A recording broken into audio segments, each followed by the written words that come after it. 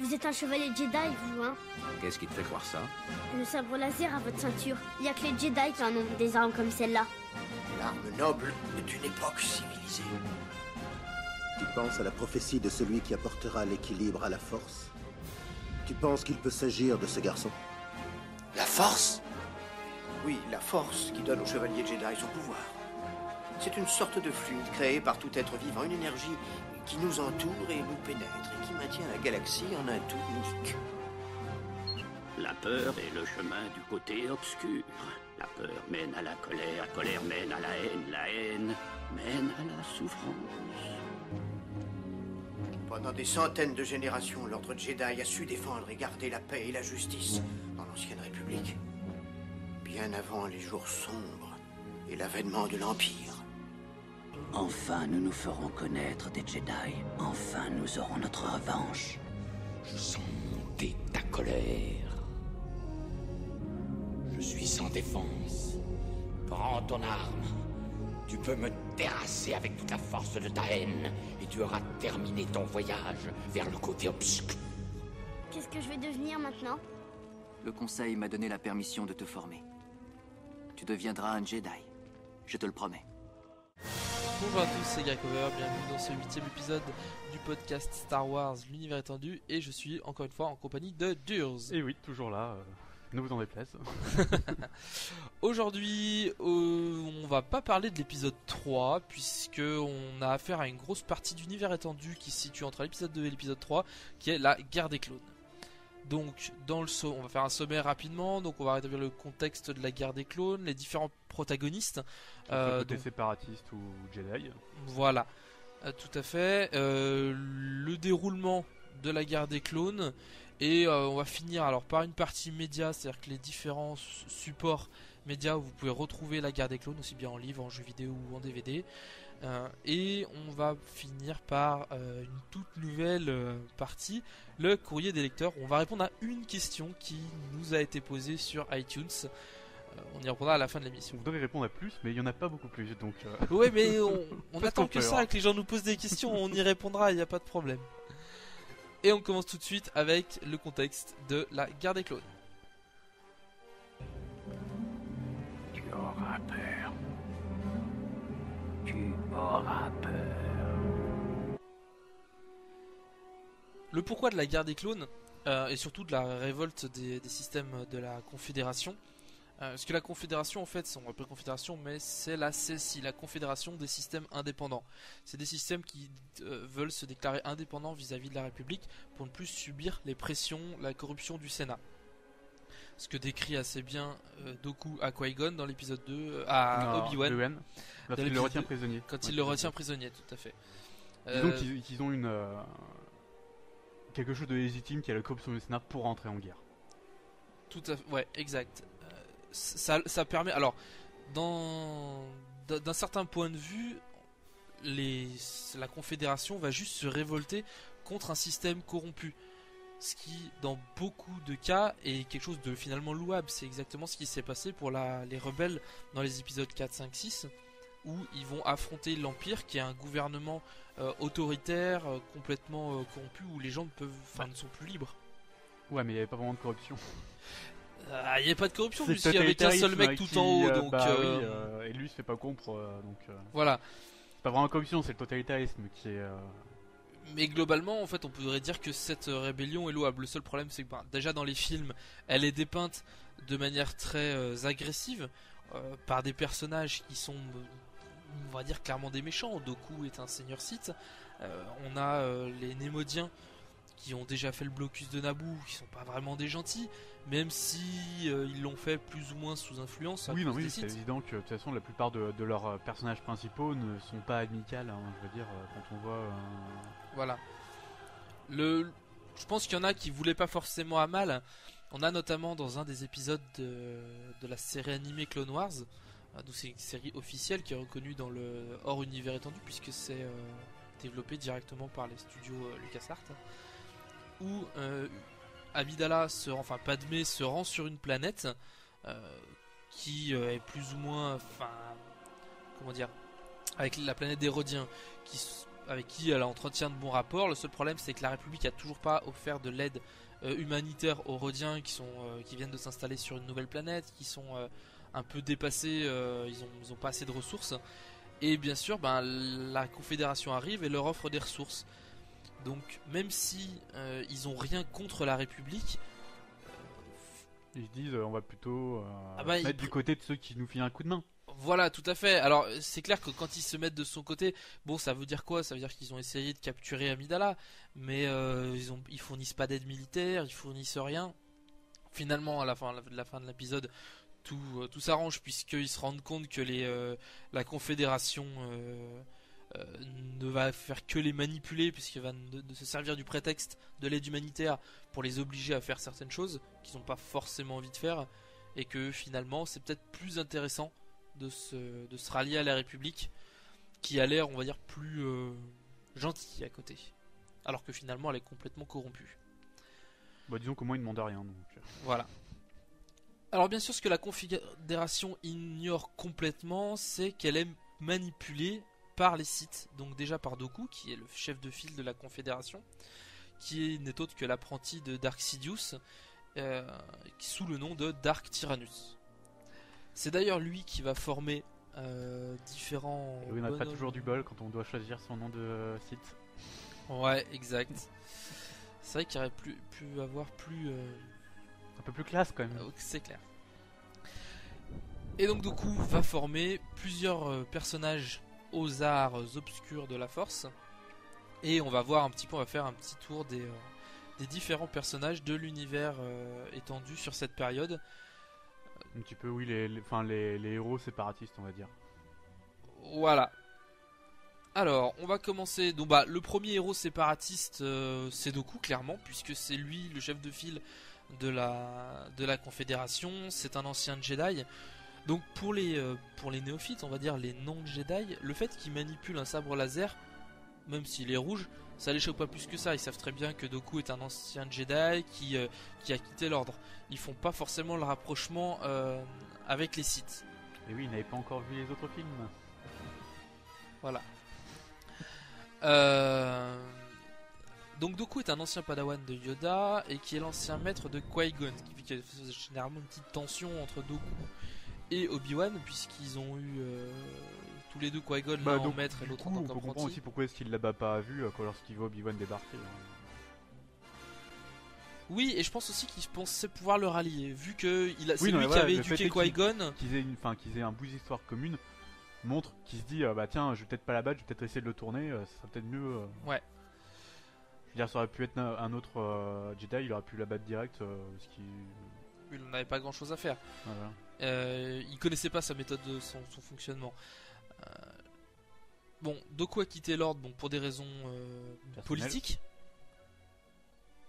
Puisque clairement Windu dit que c'est un politicien idéaliste. Donc c'est... Oui, c'est pas faux. Voilà. Et peut-être aussi un petit peu personnel, parce qu'il a dû découvrir en fait le véritable but. Et surtout qu'il y avait un site caché. Il y avait un site caché sur Coruscant. Oui. Alors, on sait pas trop comment Dooku et Sidious se sont rencontrés. On a deux axes possibles concernant la création de l'armée clone. Alors, on sait de sources sûres que pour finaliser, on va dire, son apprentissage du côté obscur, pour devenir l'apprenti de Dark Sidious, Dooku a dû tuer Sifo Dyas, qui était son ami. C'était la condition pour qu'il puisse devenir l'apprenti du Seigneur Sith. Ce qu'on ne sait pas, c'est si il a tué Sifo Dyas et qu'il a passé commande de l'armée en son nom, ou si Sifo Dyas... Elle a passé avant de se faire tuer. Voilà, ça c'est encore un point un petit peu obscur. Je pense qu'il sera mis en lumière d'ici peu de temps. Voilà. Dooku a formé au moins 2 personnes, voire 3, plus ou moins, aux arts Jedi, et notamment au combat au sabre laser. Le premier et pas des moindres, c'est le général Grievous. C'est celui qu'on connaît le plus, étant donné qu'on le voit dans les autres films. Voilà. Alors, dans l'univers étendu, Grievous c'est une sorte de méga droïde qui se bat avec 4 sabres laser pas très longtemps, puisqu'il se fait couper les 2 bras quasiment direct. Il a été formé aux arts, entre guillemets, au combat au sabre laser, parce que c'est pas vraiment des arts Jedi, mais ce qui ne manipule pas la force, par Doku. Doku lui-même. Ce qui fait que c'est quand même un adversaire assez redoutable. Bah, il fait partie des plus puissants côté séparatiste, mine de rien. C'est le général Grievous, c'est pas un clampin. Faut savoir qu'avant de devenir en fait ce sorte d'androïde qu'il est, il était donc un guerrier sur sa planète. C'était l'espèce des Kalish qui avait, il était chef de guerre en fait. C'est-à-dire qu'en gros, son peuple était en guerre permanente avec leurs ennemis héréditaires. Alors donc je vais complètement zapper le nom, c'est pas très très intéressant. Et bon, une longue tradition guerrière quoi, dans tous les cas. Voilà, donc il était déjà chef de guerre avec une grosse expérience du combat. Et suite à quelques incidents, son corps a été très gravement endommagé. Et du coup, Doku a récupéré le corps et en a fait un droïde. On peut estimer. Il y a encore des parties biologiques. Hein, oui, bien sûr. Totalement... On peut estimer que, en fait, Grievous était une sorte de bande test, de terrain d'essai pour les transformations de ce type. Transformation que subira plus tard Anakin Skywalker. Pour devenir Dark. Voilà. Alors c'est clair que le corps d'Anakin était bien moins endommagé que le corps de Grievous, puisque le corps de Grievous est quasiment entièrement mécanique. Il ne lui reste qu'en fait que son cerveau, ses yeux organes, et les organes vitaux quoi. Mais tout le reste a été complètement ravagé. Alors que pour Anakin, il lui reste quand même encore sa tête, des bouts de bras et le tronc quoi. Bah, il lui reste plus que le tronc d'ailleurs. Oui, exact. Enfin, le tronc et la tête quoi. Une main. Mais je crois d'ailleurs que c'est sa main mécanique. Non, c'est sa main mécanique. Donc non, il n'a plus aucun membre naturel. Voilà. Enfin. Grievous en fait apparaît dans l'univers étendu. Grievous apparaît pour la première fois dans l'arène de Geonosis, là où il a été conçu. En fait, il va abattre d'ailleurs plusieurs Jedi dans les souterrains de l'arène de Geonosis. Les Jedi vont d'ailleurs se poser des questions sur ce qui a pu faire autant de dégâts, et deviendra plus tard le général de l'armée droïde. On le rencontre plusieurs fois dans les dessins animés et les animés. Parce qu'il y a deux choses, il y a les dessins animés, c'est pas purement dessins animés Clone Wars, et les films d'animation, la série de films d'animation Clone Wars aussi. On voit je crois que c'est dans les dessins animés Clone Wars, Mace Windu défoncer la cage thoracique de Grievous en tant que droïde. Ce qui fait que c'est la raison pour laquelle Grievous tousse en fait tout le long de l'épisode 3. En fait, c'est au moment où Grievous vient d'enlever le Palpatine, ne sachant pas vraiment qui il est. Oui, mais apparemment c'était un plan prévu. En tout cas, il l'enlève. Et juste au moment où il s'échappe du coup de Coruscant, bah il y a Mace Windu qui arrive en trombe et qui lui écrase avec la force la cage thoracique, lui causant des coups, des quintes de tout pendant tout le reste du film. Voilà. Qui commence, visiblement 20 minutes après le. Ah oui, puisque de toute façon, quand après on regarde la série, les dessins animés Clone Wars, le dernier épisode, c'est Anakin et Obi-Wan qui reçoivent un message disant le chancelier a été enlevé, vous devez revenir d'urgence. Et le film commence direct où les vaisseaux des deux Jedi sortent de l'hyperspace et arrivent en fait sur le champ de bataille. Et c'est là qu'ils vont sauver le truc. Donc il y a vraiment, ça se passe, je crois, à quelques jours d'intervalle. Le temps en fait simplement que les deux chasseurs Jedi puissent rejoindre la position, enfin Coruscant, en vol spatial. Donc ça doit pas être très très long. Autre personnage formé par Doku, Asajj Ventress. C'est un personnage qui est très important de la guerre des clones, puisque ça sera on va dire la seule véritable Sith qui va agir au grand jour. Il y en aura d'autres, des Jedi qui ont sombré du côté obscur, mais Asajj Ventress a un statut un peu particulier, c'est qu'elle n'a jamais été officiellement membre de l'ordre Jedi. Elle vient de la planète Ratatak, planète de Pokémon d'ailleurs, les créatures de cette planète. Qui intervient beaucoup d'ailleurs à Ratatak du côté obscur de la Force quand même. Oui, puisque d'ailleurs Doku, en cherchant des combattants, va organiser des combats dans les arènes de Ratatak pour trouver des combattants, et va donc du coup rencontrer Asajj Ventress qui va clairement entre guillemets le séduire au niveau de sa puissance. L'impressionner, on va dire. Voilà. Alors Asajj Ventress a été formée par un maître Jedi en mission sur la planète Ratatak. Et donc elle a été formée aux arts Jedi. Elle a commencé à apprendre le Maniement du sabre. le maniement du sabre. Utilisation un peu de la force. Oui, parce qu'elle l'utilise d'ailleurs pas mal. Elle est quand même assez puissante dans la force. C'est pas non plus une adversaire redoutable, puisqu'à chaque fois qu'elle va rencontrer Anakin ou Obi-Wan, elle va perdre le combat, même si elle survivra à chaque fois. Dans des situations d'ailleurs un peu bizarres, parce que normalement elle va faire une chute dans les entrailles de Coruscant, elle va réussir à s'en sortir, elle va être, elle va prendre tôle sur tôle, mais à chaque fois Elle est increvable, mais elle ne sert pas à grand chose. voilà.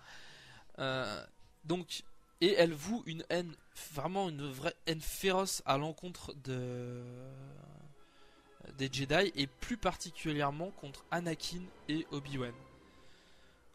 Faut dire quand les gars t'empêchent de réaliser tes plans pendant une quinzaine de fois, je pense que normalement tu commences à en avoir. Oui, exact. Mais alors il y a aussi un passage particulier lors d'un affrontement sur la planète Jabim. En fait, c'est la guerre en fait entre les clones et la Confédération. Obi-Wan, c'est la guerre de toute façon un peu partout.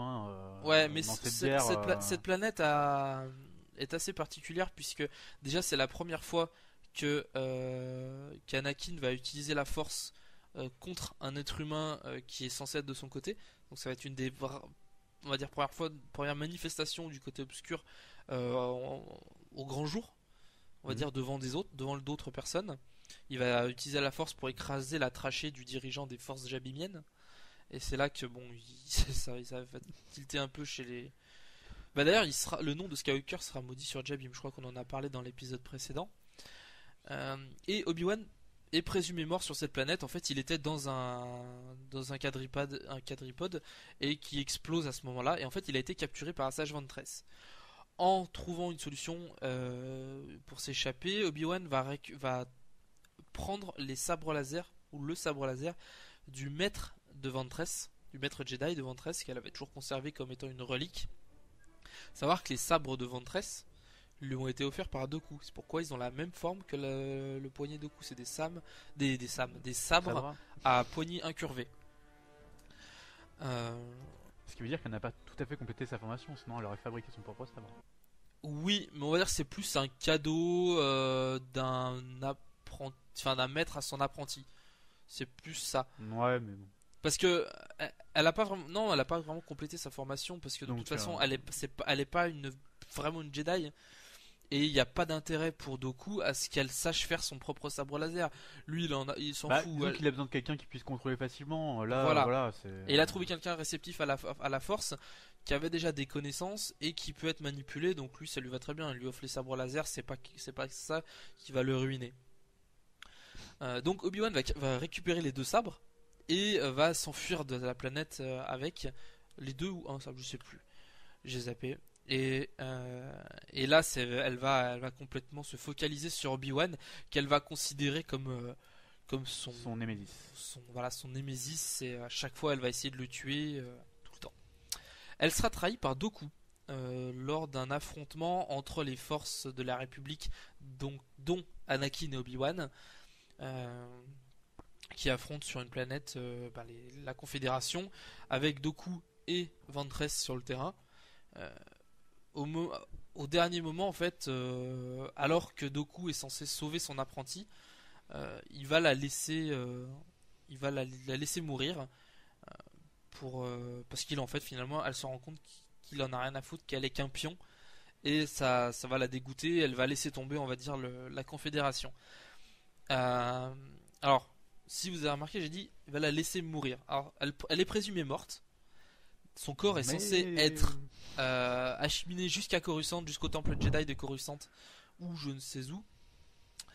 Sauf que, en fait, elle aura utilisé une méditation Sith ou une méditation Jedi pour camoufler son état, et elle va se réveiller dans le vaisseau et va prendre le contrôle du vaisseau pour. C'est ce que je disais, increvable. Voilà, pour s'enfuir. Elle sera jamais poursuivie parce que présumée morte. Et on ne sait pas ce qui est advenu d'elle. Peut-être qu'elle a fini sa vie tranquillement sur une autre planète. Autre personnage emblématique et très très dangereux de la Confédération, c'est pas. D'ailleurs, il appartient pas vraiment à la Confédération. C'est plus un chasseur de primes, un mercenaire. Hein. C'est juste que la Confédération paye bien, donc du coup, et ça lui permet de tuer des Jedi. Et lui, c'est un fan. Ouais. Voilà, il adore chasser des Jedi. C'est Durge et non pas Durz. Et donc j'aurais participé à l'univers. Il fait partie de l'espèce des Gendai qui a une échelle de temps très particulière vis-à-vis des autres espèces puisqu'ils peuvent vivre plusieurs milliers d'années. Donc c'est pour ça que généralement on en croise très très peu, ils se mêlent pas ils se mêlent pas vraiment aux insectes, quoi, j'ai envie de dire. Voilà, c'est ça, dans la mesure où ils peuvent vivre plusieurs milliers d'années. Les autres vivent une fraction de seconde pour eux. Voilà, même Yoda pour Yoda qui vit 1 millier d'années, c'est pas grand chose, c'est déjà plus intéressant pour eux, mais c'est encore pas grand chose. S'ils vivent 4000 ans, c'est très très peu. Donc c'est un chasseur de primes très difficile à tuer parce que l'espèce Gendai a des capacités de régénération absolument monstrueuses puisque leur corps entier est un système nerveux. Donc même aussi qu'ils vivent aussi longtemps. Voilà, c'est ça. Si ils perdent un membre, ils sont capables de se régénérer. Ils sont capables de. Alors ça prend plus ou moins de temps en fonction du membre qu'ils perdent. Ça tient presque d'immortalité, mais ça a quand même ses limites. Hein. Voilà. Pour le tuer, Anakin a été obligé de l'envoyer au cœur d'une étoile pour être sûr qu'il soit complètement désintégré, parce qu'à partir du moment où il reste quelques cellules capables de se régénérer, du moment où le cerveau est pas trop touché, de base il peut récupérer presque entièrement. Voilà. Donc c'est pour ceux qui sont fans de Dragon Ball, c'est un peu comme Boo en fait. Ce serait plus comme Piccolo. Ah non, Boo, parce que c'est une sorte de gros chewing-gum qui revêt une armure. Non, si, c'est bien. Il se régénère, il est assez costaud. Et il va poser de gros problèmes aux Jedi. Parce qu'il va déjà tuer un nombre de Jedi, mais incalculable. Vu qu'il est quasiment intuable, vous avez beau l'ensevelir sous des tonnes et des tonnes de... Je crois qu'il va se prendre une forteresse sur la tronche à un moment, mais il va quand même réussir à s'en sortir. Enfin... Il y a vraiment qu'au moment où Anakin arrive à l'enfermer dans une capsule de sauvetage et à le balancer dans un soleil, dans une étoile, que s'ils vont arriver à le tuer, mais... Ah ouais, non, mais fallait mettre les moyens, quoi. Voilà. Après, on a d'autres personnages du côté obscur qui sont un peu plus anecdotiques, puisque c'est généralement... Alors, ce qu'il faut savoir, c'est que si Grievous est le grand général de la Confédération, c'est aussi parce qu'il y a eu un combat entre Sage Ventress, Grievous et Durge, où ils se sont combattus, et c'est Grievous qui a gagné et qui du coup a obtenu le titre de général de la Confédération. Ils se sont tous les trois battus pour le titre et il a gagné. D'accord. Bon, il est pas... j'ignorais ce truc-là. Ça montre quand même que c'est pas n'importe qui non plus Grievous, quoi. Exact. Alors dans les autres suivants du côté obscur, on aura différents personnages très anecdotiques puisqu'ils ne seront pas impliqués directement dans les événements de la guerre des clones. Ils seront plus en fait des agents de terrain sans grande prétention, et souvent des Jedi qui auront succombé au côté obscur. On a notamment le personnage de Score, qui est un humain, on va dire bête et méchant, qui suit Dooku parce que c'est le seul qui peut lui apporter un peu de puissance, et lui c'est un bourrin et il veut de la puissance. Il y aura également un autre personnage dont j'ai oublié le nom, mais je crois qu'il est là uniquement en tant que personnage dans la campagne sur le jeu vidéo Galactic Battleground. J'ai oublié le nom, mais il n'a pas une très grande importance. Et donc il y aura quelques Jedi comme ça qui vont suivre le mouvement de Dooku, se former au... Faut dire qu'un temps de guerre est beaucoup plus propice pour tourner au côté obscur qu'un temps de paix. Hein. Exact. Et c'est d'ailleurs là, on va entamer un petit dossier spécial sur le personnage de Kinlan Vos. Qui lui est un peu entre les deux. Et on va voir ça tout de suite.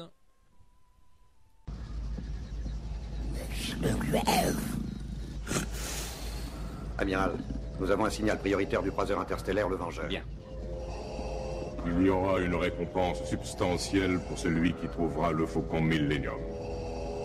Vous êtes libre d'employer toutes les méthodes nécessaires, mais je les veux vivants. Pas de désintégration. Comme vous voudrez. Seigneur Vador. Monseigneur, nous les avons. Alors, je reviens rapidement là sur les apprentis de Dooku. Il en a eu 2 autres en fait. Là, je viens de les retrouver. Le premier, c'est Severin Stan. Donc, c'est cet apprenti dont j'avais oublié le nom, qui est en fait une Jedi noire Chiss. Donc, déjà, le peuple Chiss, c'est pas un peuple très courant.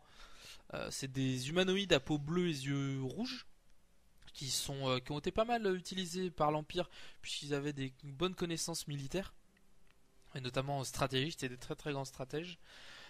Donc c'est une Jedi noire, elle a conquis plusieurs systèmes pour le compte de Dooku, mais elle n'a pas vraiment marqué sa génération.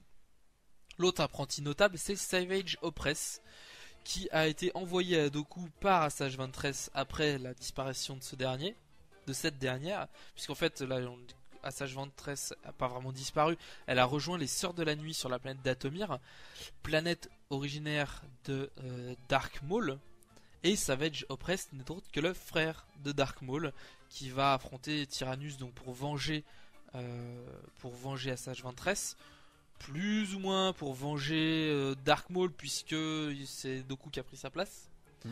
Et mais finalement il va devenir l'apprenti de Savage Opress de Dooku pardon. Et Dark Maul va revenir puisqu'il est pas tout à fait mort. Ouais, il est balèze hein. Il va revenir, il aura des pattes mécaniques et il va essayer absolument de se venger voilà. Se venger de qui du coup? Et ben c'est une bonne question, mais je pense qu'il va essayer de se venger de Obi-Wan déjà.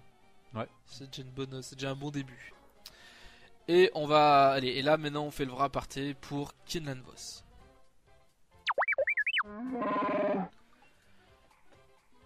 Durant la guerre des clones, il y a eu pas mal de Jedi qui sont sortis du lot, notamment Anakin et Obi-Wan qui étaient très très souvent envoyés sur les différentes planètes de crise, là où il y avait des problèmes, parce que justement ils étaient, on va dire, parmi les Jedi les plus costauds, c'était des généraux de Jedi. C'était d'excellents guerriers aussi, voilà. Ce qui explique qu'ils étaient principalement sur le front. Hein.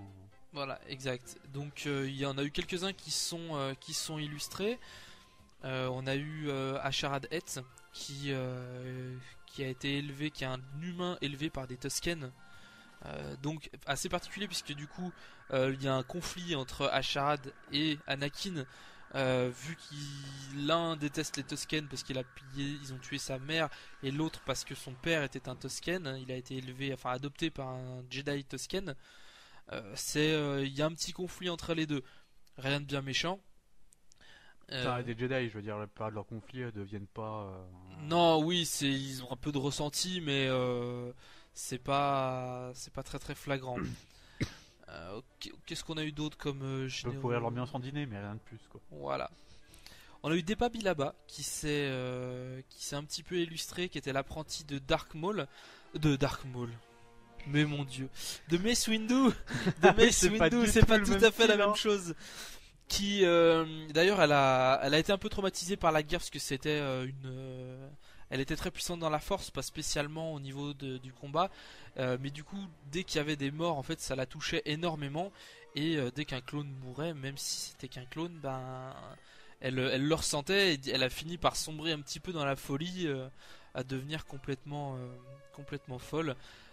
D'ailleurs, il y a un bouquin qui est dédié à ce passage-là, qui, si je me souviens bien, s'appelle Point de rupture, qui est un très très bon bouquin où on suit Mace Windu à la recherche de son apprenti. Est-ce qu'on a d'autres Jedi qui sont illustrés? Moi je ne saurais pas dire. Tu ne saurais pas dire. Si, il y a Ayla Secura pas mal qui était d'ailleurs l'apprenti de Quinlan Vos dont on va parler tout à l'heure, qui s'est bien illustré, qui a fait ses missions en fait très très bien jusqu'à ce qu'elle se fasse tuer sur Felucia lors de l'ordre 66. Lors de l'ordre 66. Ah bah, finalement ça a été. Mais elle apparaît dans le film en fait plusieurs fois. Dans le 2 et dans le 3. Oui, on la voit mourir dans le film en fait. Ouais. Et l'un des Jedi qui a le plus marqué la guerre, et sans doute qui a permis à la République de l'emporter, même s'il y avait de fortes chances que la République l'emporte dans tous les cas, puisque Palpatine manipulait les deux côtés, c'est Kinlan Vos. Alors on va retracer un peu l'histoire de Kinlan Vos, puisque c'est un Jedi qui est très tiraillé entre le côté obscur et le côté lumineux. Déjà, alors c'est les BD aux éditions Delcourt en français qui ont publié son histoire. C'est dans la série des Jedi. Donc on découvre Kinlan Vos en fait quand il se réveille sur une planète dont on ne connaît pas le nom, genre un truc genre Narshada ou une planète où il y a pas mal de truands. Et on découvre qu'il est amnésique, il ne sait absolument pas ce qui s'est passé, pourquoi il est là, il sait pas qui il est non plus. Tout ce qu'il sait, c'est qu'il est pourchassé par visiblement, il a eu une sacrée biture la veille. Voilà, exact. Ça c'est mal fini. Et il est poursuivi par des gangs de chasseurs de primes ou de hors-la-loi parce qu'il y a une prime sur sa tête. Et du coup, tout le monde cherche à le tuer. Alors, soit juste se faire un Jedi pour le trip, hein, parce que ils aimaient les hors-la-loi à l'époque, ils aimaient bien se tuer un Jedi, dire ah j'ai tué un Jedi et tout ça. Mais ils n'y arrivaient pas souvent, hein, mais ils essayaient quand même. Donc, bah oui, pas facile de tuer un Jedi non plus. Non, ouais. C'est comme dit Anakin, personne ne peut tuer un Jedi. Ah bah ça s'est vachement prouvé après, hein. Qui-Gon, il a perdu un bras, nombre de Jedi qui sont morts dans l'arène de Geonosis, enfin bref. Donc il se réveille, il sait pas du tout qui il est, il va suivre une sorte de chasseur de primes qui va essayer de l'entuber plusieurs fois, mais bon, ça va plus ou moins bien se finir. À la fin, ils finiront presque par devenir amis. Et il va mener une enquête, savoir qui il est, qu'est-ce qu'il fait là. Il va découvrir qu'il a été drogué, d'où sa perte de mémoire, par une sorte, c'est l'épice, c'est le ril, c'est une sorte de drogue assez puissante qui à haute dose peut provoquer des pertes de mémoire. Il va remonter la filière de la drogue puisqu'en fait donc visiblement c'était une super soirée quand même. Voilà. Il va remonter la filière de la drogue jusqu'à la planète Rilot où il va découvrir Ayla Secura qui est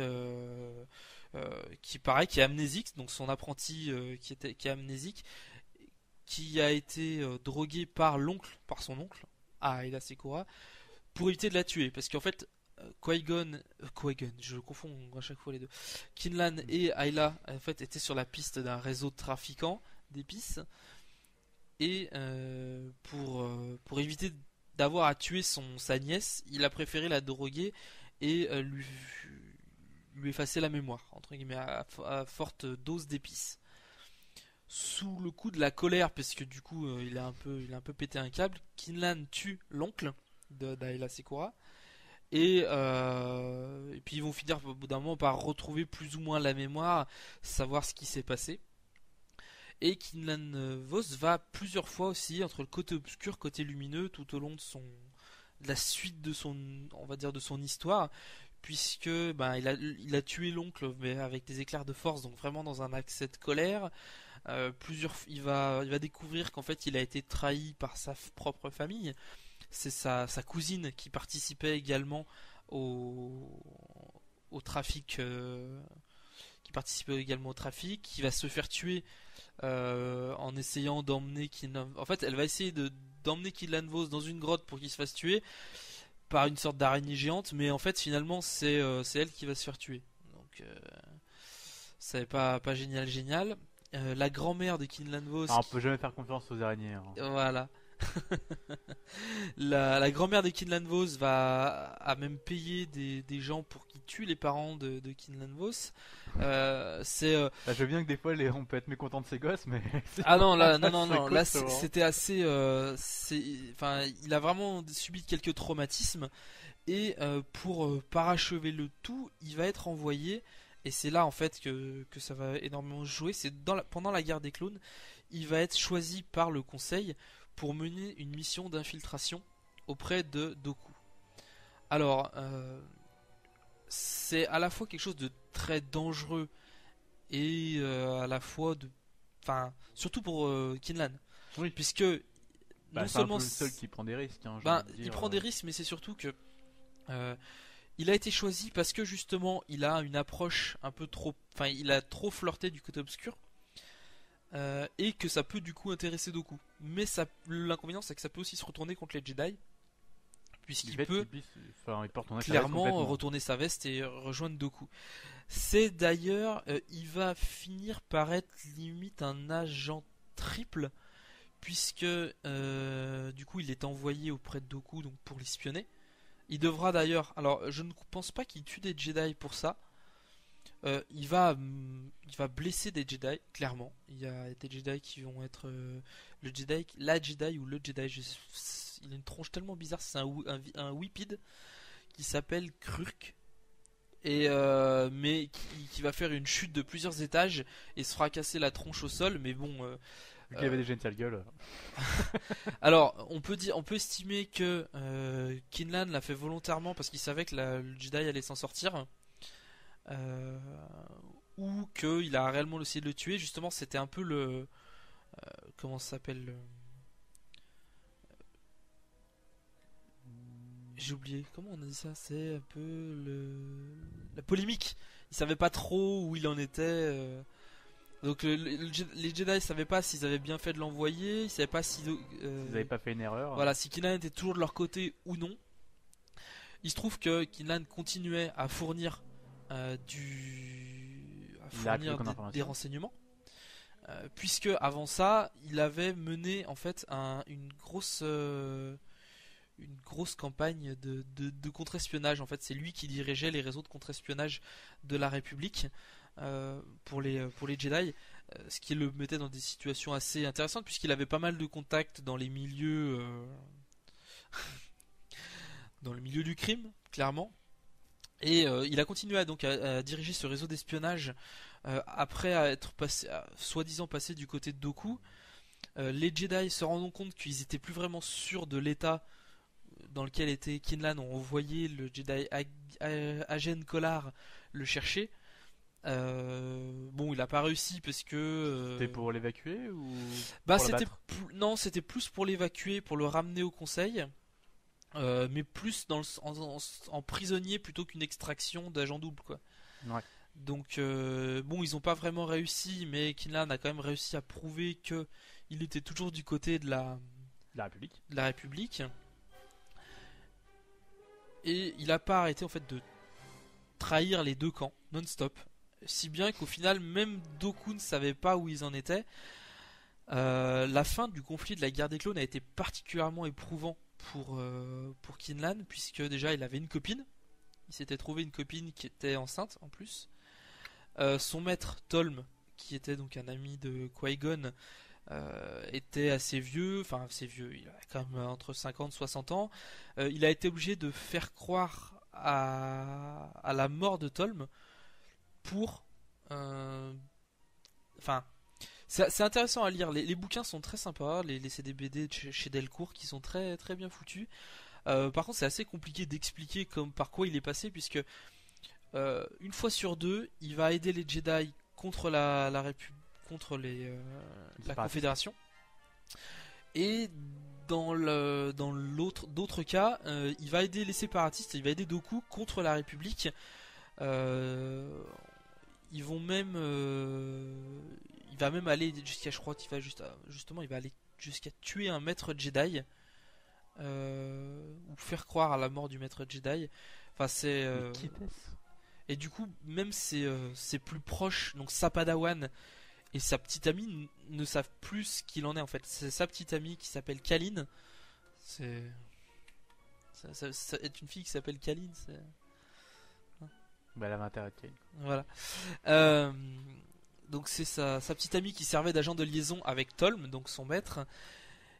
Et à un moment, même elle savait plus où ils en étaient, et c'était pas très, très problématique, quoi. Finalement, il s'avère que Kinlan a toujours été du côté de la République, même s'il a dû faire des actions pas terribles. Il a dû laisser des Jedi mourir dans les salles de torture de Dooku pour ne pas griller sa couverture. Il a dû tuer des sénateurs qui essayaient de pactiser. Alors, au début, on l'a pris pour un meurtrier quand il a tué le sénateur. C'est le sénateur Vienko qui l'a tué. Sauf qu'il s'avérait que le sénateur Vienko essayait de trahir la République au profit de la Confédération. Mais vu qu'il était trop gourmand, et ben Dooku a décidé de le faire tuer. Mais du coup ça a arrangé en fait les deux parties que ce bonhomme meurt. Ça confortait Dooku dans l'idée que Kinlan était effectivement devenu un de ses agents. Et ça permettait à la République d'éviter qu'il y ait une taupe au Sénat. Moi je conseille vraiment la lecture des bouquins. Alors c'est les 3 premiers tomes de la série Jedi de chez Delcourt et les 10 tomes de la série Clone Wars qui retracent, alors entre autres histoires, qui retracent la partie, toutes les petites aventures de Kinlan Vos. Et il paraît que tu as une anecdote sur Kinlan Vos. Eh bien je ne sais pas. Et Yann Solo. Ah oui, apparemment Kinlan Vos aurait sauvé la vie de Yann Solo à au moins 2 reprises. Bah les sources divergent, pour moi c'est une fois. Alors moi j'ai lu au moins 2, mais après, je sais pas, j'ai lu sa vie rapidement. Ouais. Je n'ai pas les sources donc. Je te filerai la source, je dois l'avoir ici. Dans la BD que j'ai, je crois pas qu'elle ait été publiée aux éditions Delcourt. Je crois qu'elle est restée chez Dark Horse, qui est l'éditeur américain des BD Star Wars, où en fait Yann Solo est à la recherche d'une sorte de pierre précieuse. Ils vous disent que dans une certaine mine qui est assez dangereuse, il y a un éclat vert qui brille, et on dit c'est qu'il y a une sorte de grosse émeraude et il faut aller la récupérer, ça fait du pognon. Et il se trouve que non, l'éclat vert n'était rien d'autre que le sabre laser de Kinlan Vos. Et Yann Solo était toujours très sceptique sur l'existence des Jedi, sur ses croyances envers la Force, et Kinlan Vos est apparu soudainement, lui a sauvé la mise parce que il allait être pris entre deux feux, et il est reparti. Il reste quand même sceptique quand on va dans l'épisode. Oui, parce que Kinlan Vos lui a effacé sa mémoire. Ah, c'est bien pratique. D'un point de vue scénaristique. Ben oui, mais c'est surtout parce que Kinlan ne voulait pas que quelqu'un puisse le pister, ne puisse éventuellement utiliser Yann Solo pour avoir un témoignage. Voilà. Fin de la guerre des clones. Kinlan Vos a un gosse et donc une copine ou une femme, mais on n'a aucune idée de ce qu'il en advient après, en fait, finalement. On sait juste qu'il sera vivant dans les quelques années, dans les 10 ans avant la bataille de Yavin, puisque c'est plus ou moins cette période-là qui sauve Yann Solo. Mais on sait pas grand chose d'autre derrière. On a 2 Jedi très particuliers qui apparaissent dans les BD de la guerre des clones. On a la Jedi Tsara et le Whippet Krurk, justement. En fait, ces 2 Jedi ont une durée de vie assez importante, et ils vont vivre jusqu'à à peu près 125 ans après la bataille de Yavin. Alors, et oui, faites-vous exécuter par Kinlan Vos. Ça me rajoute de la durée. Alors, Tsara était plus ou moins la petite amie du maître Jedi Tolm. Enfin, il y avait un lien très fort entre les deux. Elle faisait partie du peuple des Neti. C'est des plantes vivantes, réellement. Et à la fin, elle a décidé en fait de prendre racine sur la planète Ossus. Non, réellement. Elle a pris racine, elle s'est transformée en arbre sur la planète Ossus, donc dans l'ancienne académie Jedi. Et le Jedi Krurk aussi va vivre plusieurs centaines d'années encore, jusqu'à rencontrer Kat Skywalker, qui est alors au moins l'arrière ou arrière petit-fils de Luke Skywalker. Ah bah oui, du coup il aura bien vécu le bonhomme. Donc à eux deux, ils auront connu entre 5 et 6 générations de Skywalker. Alors dans la famille Skywalker, on en connaît quelques-uns. On a donc Anakin, le premier. On parle de Jedi, on parle pas d'avant. Donc on a Anakin Skywalker, le premier Jedi de la lignée. Luke, le fils. Ben Skywalker, qui est le fils de Luke Skywalker et de Mara Jade. Après on aura Cole Skywalker, on ne sait pas si c'est le fils ou le petit-fils de Ben, donc arrière ou arrière petit-fils de de Luke, et on a Cad Skywalker qui est le fils de Cole Skywalker. Alors bizarrement c'est le fils de Cole Skywalker et d'un agent impérial. Franchement ils ont vraiment une lignée de tarés Skywalker à chaque fois. C'est la lignée des Jedi Skywalker. Il y aura d'autres. Il y a une autre lignée qui va se former avec Leia et Han Solo, qui vont avoir 3 enfants et qui finalement il n'y en aura qu'un qui va survivre après bien des années. Moins de bol ceux-là. Hein. Ben, le premier se fait tuer à peu près dans 40 ans après la bataille de Yavin. Je crois qu'il aura entre 15 et 20 ans. Le deuxième, qui est plus vieux, parce qu'ils ont eu 2 jumeaux, Jacen et Jaina. Et le petit, c'est Anakin. Donc Anakin meurt assez tôt. Et après, c'est Jacen qui devient un Sith et qui se fait tuer par sa propre sœur. Donc les enfants solo n'ont pas forcément les enfants solo ont pas forcément une belle carrière. Toujours est-il qu'il paraît que à peu près dans les années 125 après la bataille de Yavin, on en parlera un peu plus dans les prochains épisodes, le chef de impérial, t'arrêtes de foutre le bordel. Le chef de l'Empire s'appelle c'est le baron Fel, F-E-L, et il maîtrise la force. Sauf que à l'époque de quelques années après la bataille de Yavin, on connaît un baron, un Fel, Jaged, je sais pas comment on prononce ce nom, ou Jag, J-A-G-G-E-D, Jagd ou Jag, hein? Je sais pas, bref, Fel qui est justement le petit ami de Jaina Solo. Donc on peut estimer que les 2 lignées Skywalker vont en fait prendre le contrôle des deux entités les plus puissantes de la galaxie, donc l'Empire et les Jedi. Sauf que c'est un peu plus compliqué que ça et on le verra dans un autre épisode dans à peu près 4-5 épisodes je crois, une fois qu'on aura fait les films, ou voire bien plus, on verra ça. Donc voilà, Quinlan Vos c'est un Jedi très particulier de l'univers de Star Wars qui a très longtemps aussi entre côté obscur, côté lumineux. Très intéressant, moi je vous conseille vraiment la lecture des bandes dessinées. Et on va entamer maintenant sur le déroulement de la guerre des clones. Capitaine, les chances de survie dans l'assaut direct d'un croiseur interstellaire. La ferme. Alors après cette monstrueuse digression sur les lignées Skywalker, on va en parler du déroulement de la guerre des clones. Alors en fait, concrètement, il n'y a pas de déroulement à proprement parler du conflit, puisque ça va être sans cesse des petites attaques ou des plus ou moins gros conflits dans des systèmes ou sur certaines planètes. Ça reste quand même l'une des guerres les plus denses qui est connue la galaxie. Hein. Oui, tout à fait. Parce que en termes de planètes, de nombre de planètes impliquées, du nombre de batailles qui vont avoir lieu. Ah bah de toute façon, toute la galaxie est en guerre. Il y a que quelques planètes qui sont. Il y a eu des conflits sur presque toutes les planètes. Ouais, il y a que quelques planètes qui sont longtemps épargnées, mais même Coruscant, on a vu qu'ils ont réussi à s'infiltrer dans Coruscant pour aller choper le Palpatine. Donc vraiment toutes les planètes sont touchées. Certaines plus que d'autres. Sur certaines planètes, on aura des petits conflits. Ça va être de la prise de position parce que les planètes ont des importances stratégiques ou des importances en termes de ressources.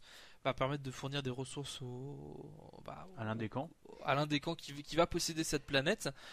En planète particulièrement touchée où le conflit fut particulièrement sanglant et surtout où l'issue n'était favorable à aucun des camps. On revient sur le conflit sur la planète Jabim, qui déjà vit périr un nombre de Jedi assez conséquent. Alors pour resituer, la planète Jabim est une planète où il pleut sans arrêt.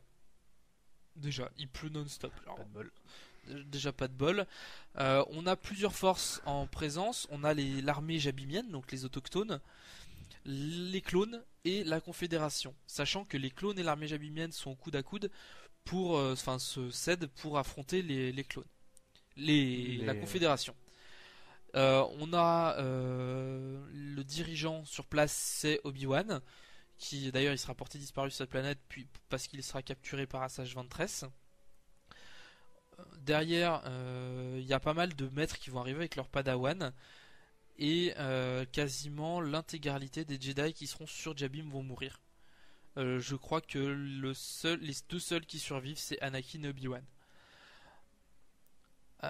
C'est assez sévère en fait. On a notamment des Padawan assez puissants. On avait la Padawan Aubrey Winn qui était destinée à un jour à prendre un siège au Conseil Jedi, tellement en fait elle était puissante dans la Force, mais qui n'a pas survécu au conflit. Et le seul vraiment qui a survécu, c'est Anakin.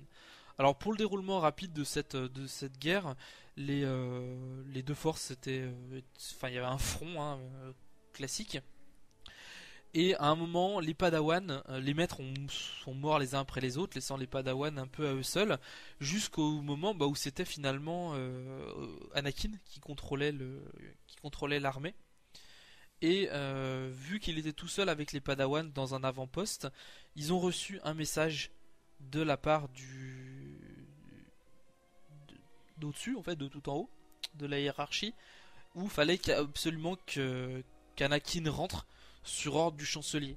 Donc déjà là, à ce moment-là, on voit que le chancelier accorde une importance tout à fait particulière à Anakin, et qu'il a déjà des projets pour lui.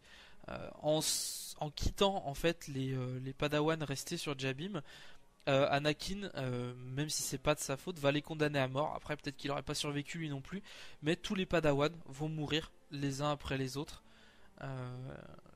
parce que ils ont pas de soutien derrière. Bien triste histoire. Voilà. Au final, la République va abandonner la planète de Jabim. Tout ça pour ça. Voilà. Et le nom de Skywalker sera maudit sur cette planète. Luke y retournera plus tard, d'ailleurs, et quand il donnera son nom, les gens auront presque envie de le tuer, et finalement, il va très bien s'en sortir. Il n'y a pas de souci de ce côté-là.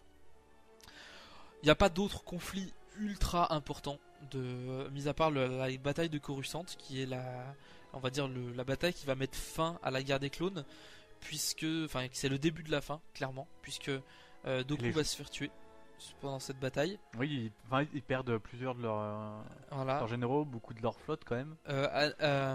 Grievous est obligé de perdre son vaisseau amiral. D'ailleurs, dans une des scènes coupées du DVD, on voit Grievous qui abat la Jedi Shakti. Je sais pas pourquoi ils l'ont pas mis, parce que c'est la première fois qu'on voyait Shakti à l'écran. Et visiblement, on ne la voit pas en fait. Et évidemment, ils l'ont coupé au montage. Et je trouve ça un peu dommage. Bref. Donc on a tous ces petits conflits qui vont se succéder pendant des années. En fait, ça va durer pendant quasiment 3 ans. Pour finalement... De manière presque ininterrompue en fait. Ouais, c'est vraiment trop. C'est pour ça que c'est très dense. Ça dure peut-être que 3 ans. Mais il y a eu un nombre de morts quand même assez monstrueux. Rien que sur la planète Jabim, ils estiment les pertes des clones à 9000. Hein. Mais les clones, d'ailleurs, il y a énormément de pertes de clones. Du coup, on parlera peut-être plus tard de ça. Mais par exemple, quand on voit dans l'épisode 4 ou 5, ce sont plus vraiment des clones. Il n'y a presque plus aucun clone actif dans l'armée impériale plus tard. La plupart déjà meurent pendant la guerre des clones. Si, il y a toujours des clones, parce que les gars ils sont toujours là, ils font toujours leur service. Mais c'est vrai que à partir de la fin de la guerre des clones, les soldats ne seront plus recrutés, ne seront plus des clones. Ils sont plus produits déjà. Déjà ils sont plus produits. Oui, autre conflit, pas non plus extraordinaire, mais qui fait partie d'un conflit quand même un peu clé, c'est le conflit sur la planète Kamino, donc la planète des cloneurs. Où la Confédération, pour arrêter l'arrivée massive de clones en permanence, puisqu'en gros les deux armées se retrouvent face à les deux armées sont composées d'éléments sacrifiables et surtout productibles. D'un côté on a des droïdes qui sont purement des machines qu'on peut fabriquer à l'appel, Et de l'autre côté on a des clones. Alors certes ça prend plus longtemps de former des clones, mais les clones sont plus efficaces que des droïdes. Donc ils sont obligés au bout d'un moment, il faut qu'il y ait une des deux productions qui s'arrête pour pouvoir prendre l'avantage. Oui, c'est évident que là pour le moment ils ont une quantité tous les deux ils ont une quantité infinie de ressources en fait d'un point de vue homme, même s'ils peuvent pas tous les déployer au même endroit au même moment. Ils peuvent tous les deux reproduire un nombre d'hommes. Il n'y aura pas de limite là-dessus. Du coup, logiquement, il ne devrait pas y avoir de fin à la guerre, quoi. Voilà. Donc la Confédération va essayer d'attaquer Kamino pour bloquer la production des clones. Et donc là on a tout un groupe de Jedi. Alors si je me souviens bien, dans les Jedi, donc on a Obi-Wan, Anakin, Ayla Secura, et on a encore 2 Jedi, un maître et son apprenti dont j'ai oublié le nom. D'ailleurs ce maître là et son apprenti dont j'ai oublié le nom vont tous les deux mourir sur Jabim. L'apprenti perdra d'ailleurs un bras et il mourra par la suite. Donc limite la perte d'un bras, j'ai envie de dire. Voilà. On a et elle va presque sombrer du côté obscur. D'ailleurs, c'est assez intéressant puisque elle fait partie des Jedi qui à un moment voulaient ne plus prendre part à la guerre. Parce qu'elle avait perdu son maître, parce que ça, et qu'elle voulait plus ou moins arrêter, et ils vont prendre contact avec Dooku. Enfin, il y a toute une petite histoire qui est pas très très importante, mais qui reste assez sympathique, mine de rien. Et on en était où? Bataille de Kamino. Exact. Et c'est d'ailleurs sur la bataille de Kamino qu'on voit la première fois l'apparition des soldats ARC. Alors c'est Advanced en fait c'est en reconnaissance clone. Le R c'est pour reconnaissance mais en anglais, je sais pas comment on appelle ça. Recon, c'est ça? Enfin bon, dans tous les cas c'est des clones commando quoi. Voilà, des clones un peu plus costauds que les autres qui ont été formés donc par Jango Fett. Donc qui ont un entraînement particulier par rapport aux autres clones. Notamment Alpha qui va presque devenir copain avec Anakin. Et c'est d'ailleurs Alpha et Anakin, quand ils vont se rencontrer, qui vont croiser pour la première fois Durge, donc le chasseur de primes, qui va d'ailleurs bien les enquiquiner. Alpha, une fois le conflit terminé, Alpha sera démobilisé et sera affecté à la formation des nouvelles unités de clones. Et c'est des... notamment les unités de commando. Voilà, en fait. des commandos de deuxième génération. Qui va s'occuper des troupes régulières, il s'occupe plutôt des commandos d'élite. Ouais. En fait. Car même si ce sont tous des clones, il y a des différences qui se font au cours de la formation. C'est comme ça que du coup il y a des officiers clones. Ce sont des clones comme les autres, mais disons qu'ils étaient un peu plus doués. On les a bombardés plus officiers. Voilà. C'est le cas notamment de Cody qu'on voit beaucoup dans l'épisode 3. Ouais, Cody qui aura du coup une très grande influence au sein des clones. Il est même reconnu comme un héros au cours de la guerre pour ses multiples actions par d'autres clones. Chose qui arrive logiquement très peu. Tout à fait. C'est comme ça qu'il devient du coup même pote avec Obi-Wan parce qu'il traverse quand même beaucoup de choses aussi avec lui. Après il y a une relation de confiance qui s'établit entre les clones et les Jedi. Jusqu'à l'ordre 66 et donc on va terminer justement donc la guerre des clones, le chapitre guerre des clones avec cet ordre 66 qui était un code inscrit on va dire dans leur programmation parce que c'est quasiment des droïdes en fait alors c'était quelque chose en sommeil et finalement c'est pas, les clones sont pas méchants, c'est simplement qu'ils ont été programmés, ils font leur boulot, j'ai envie de dire. Ils ont été programmés pour faire ça et ils ont exécuté l'ordre parce que c'était comme n'importe quel ordre en fait. Voilà, comme n'importe quel ordre, l'ordre 66 qui a été prévu. Alors, pourquoi ordre 66 ? Pourquoi pas l'ordre pourquoi pas un autre chiffre ou l'ordre 17 ou quoi ?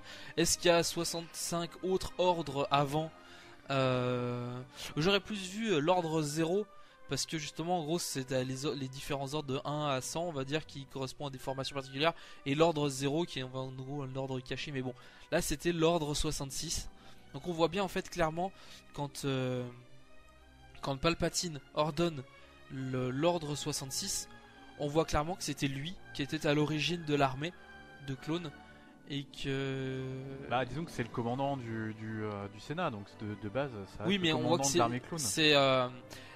c'est lui qui a inscrit, on va dire, qui a demandé à ce que cet ordre soit inscrit dans la mémoire des clones. Oui, c'est sûr qu'il y a participé, sinon il connaîtrait même pas voilà, sinon il connaîtrait pas son existence. Et donc il avait quand même déjà prévu la possibilité de détruire tout l'ordre Jedi d'un coup en un seul ordre, en fait. servant du coup de...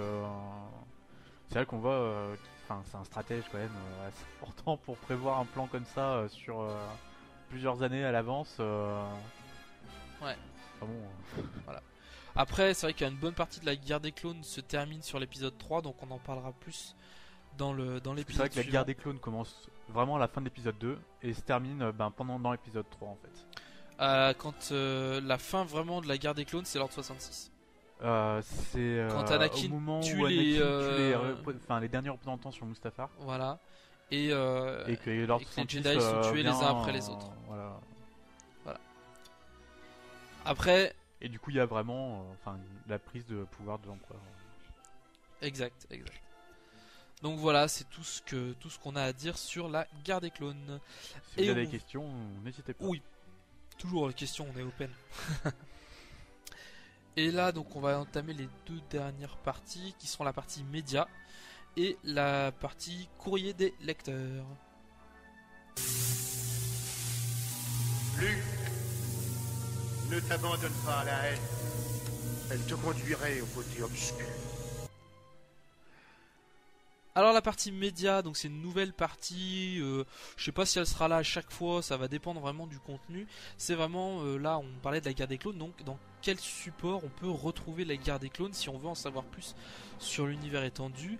Alors en bouquin, on a les 3 bouquins République Commando des éditions Fleuve Noir.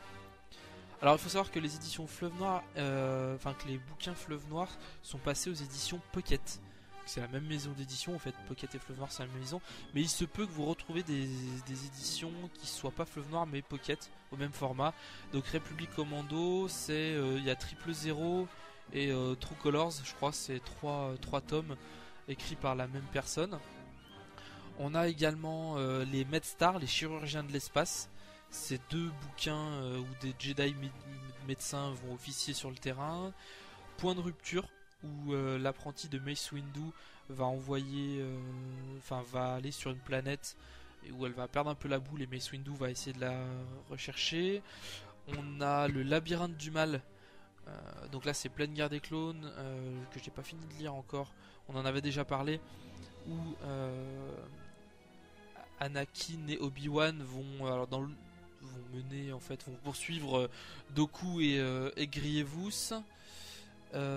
Qu'est-ce qu'on a d'autre comme bouquin? Globalement tout ce qui se situe entre moins 22 et moins 19, tous les bouquins qui se situent dans cette date là sont alors hop, je crois que j'ai un document à côté de moi qui va m'aider, un petit bouquin avec la chronologie, donc de moins 19. L'attaque des clones, non, en plus c'est vraiment tout ce qui se situe entre l'attaque des clones et l'épisode 3. J'ai pas de le bouquin que j'ai est trop vieux pour pouvoir me servir de référence. En autre support, donc on a les DVD. Alors c'est les DVD Clone Wars, la série animée et le dessin animé. C'est 2 séries différentes qui sont partie de l'univers, qui sont pas partie de l'univers étendu, mais de l'univers standard, on va dire, de Clone Wars. En jeu vidéo, on a Galactic Battleground avec son extension qui comprend la campagne Guerre des Clones. On a Battlefront 1 et 2 qui permet c'est une sorte de Battlefield à la Star Wars en fait, où on va pouvoir jouer sur des planètes comme Kamino, Tatooine. On va pouvoir jouer des clones, des soldats impériaux, des soldats rebelles ou des droïdes de la Fédération. On peut jouer un peu tous les... Ouais, dans Battlefront 2, on peut incarner des Jedi aussi, je crois, Dark Maul ou Yoda, des trucs comme ça. Oui, en termes de... en tant que héros. Mais... Voilà. Il doit y avoir également un jeu d'avion, jeu de vaisseau, mais je me souviens plus du tout si c'est le cas. Mais bon, globalement, il y a pas mal de supports sur la guerre des clones, parce que ça fait partie ça fait partie d'un des conflits les plus intéressants de l'univers et surtout des plus denses, même si c'est pas forcément le plus long. Voilà. Et on va passer immédiatement au courrier des lecteurs. Alors on a une question de Zelz qui sur les commentaires iTunes qui nous demande en fait ce qu'on entend par quand on dit que Qui-Gon est un Jedi qui aurait dû faire partie du Conseil, mais qui avait une vision un peu trop spécifique de la Force pour pouvoir en faire. Parce que donc Zelz écrit que par puissant, tu veux dire dans la Force ou d'autres domaines, car au combat, il est loin d'être puissant. En se faisant tuer par Dark Maul sur Naboo, c'était déjà à la limite sur Tatooine. Il est essoufflé quand il rejoint le vaisseau. Donc, effectivement, Qui-Gon n'est pas forcément un maître du sabre laser, mais d'un autre côté, c'est pas l'un des meilleurs combattants. Très très loin de là. Mais il est assez doué dans la Force. Bah, il a une certaine sensibilité, une sensibilité quand même assez forte avec la Force, et il en connaît suffisamment d'ailleurs. D'ailleurs, dans l'épisode 3, à la fin... je veux dire, il a un niveau qui s'approche de Maître Yoda d'un point de vue purement technique avec la Force, étant donné que c'est lui-même qui découvre comment survivre après la mort, quoi. Effectivement, dans l'épisode 3, Yoda explique à Obi-Wan qu'il a reçu la visite d'un vieil ami qui l'a, à travers la Force... qui va lui expliquer comment survivre, comment réapparaître sous forme de fantôme. Alors on peut se poser la question pourquoi Qui-Gon lui ne réapparaît pas sous forme de fantôme. Disons qu'il était seulement peut-être, il devait être en une étape intermédiaire en fait. Voilà, mais toujours est-il que c'est pour ça qu'à la fin, Yoda et Obi-Wan, leur corps n'est pas détruit, est absorbé directement dans la Force. Alors que même Anakin, voilà, ce qui n'est pas le cas de Qui-Gon, et même Anakin, son corps est brûlé par Luke. Donc voilà. Donc non, c'était vraiment un Jedi très puissant dans la Force, qui avait une très très bonne maîtrise de la Force, mais qui malheureusement, au sabre, il n'était pas non plus exceptionnel. L'un des combattants au sabre les plus redoutables de l'ordre, c'était Mace Windu, qui l'a d'ailleurs démontré, puisque dans l'épisode 3, il tient tête au sabre à l'empereur lui-même. Ce que Yoda n'arrive pas à faire déjà, et l'empereur tue ils arrivent à 4 Jedi et en 5 secondes il en a tué 3 et Windu arrive à survivre tout seul, quoi. Moi je trouve ça un peu ridicule, mais bon. Oui, sachant que les 4 sont des maîtres Jedi. Sachant que les 4 Jedi qui sont envoyés pour arrêter l'empereur, c'est quand même... Mais ils font tous partie du... Alors non, je crois pas qu'ils fassent tous partie du conseil, mais... Je crois qu'on les voit tous au moins un moment dans le conseil. Mais ils font partie des combattants au sabre les plus puissants et les plus respectés, donc ça démontre quand même une certaine puissance de la part de... Ce combat est complètement ridicule, voilà. Ouais, puis à la fin, l'autre arrive, il tombe un peu comme une merde. J'avoue que là, c'est un peu dommage. Le combat ridicule du fait déjà de l'âge de Palpatine en tant qu'acteur, il galère à jouer, du coup on voit surtout son doubleur qui combat. Ouais, du coup ça fait des plans qui sont pas forcément exceptionnels. Ah ça c'est problème ça. Du coup voilà. Et bon, ça c'est une autre histoire. Donc voilà. Si autant de coups ils avaient réussi à bien s'en sortir, autant le combat de l'empereur est ridicule. Donc merci à Zelz pour cette question qui était très sensée. Petite dédicace aussi à Lord of the Sith 1 avec qui j'ai discuté sur Twitter et qui a laissé quelques commentaires sur iTunes. Et puis je crois que c'est tout. Après, merci à tous ceux qui ont laissé des commentaires et qui continuent d'écouter le podcast. Je rappelle que nous sommes disponibles donc sur Twitter. Donc moi c'est @GaryCover. GARYKOVER pour ceux qui ne savent pas, sur le site starwars-podcast.com, sur la page Facebook. Alors la page Facebook, je me souviens jamais du nom de cette page parce que j'y vais très rarement vu qu'il n'y a jamais personne. Donc vous avez compris, n'essayez pas de joindre par Facebook. Ah si, sur Facebook. C'est donc www.facebook.com, c'est Star Wars Univers étendu tout attaché sans accent. Et vous tombez directement sur la page. où je publie un petit peu des podcasts, des trucs comme ça. Il n'y a pas trop de news, mais bon, pour l'instant, vu qu'il n'y a personne, je publie pas grand chose. Donc si vous voulez poser des questions, donc Twitter, Facebook, sur le iTunes, sur les commentaires du site, donc starwars-podcast.com. Et n'hésitez pas surtout à laisser des commentaires sur iTunes, c'est ce qui nous donne de la visibilité, qu'on n'a pas énormément, donc voilà. Et sur ce, je vous souhaite une bonne fin de journée, bonne soirée, ou bonne journée si vous écoutez ça le matin. Quelle que soit l'heure à laquelle vous écoutez voilà, le podcast. c'est ça. Ciao.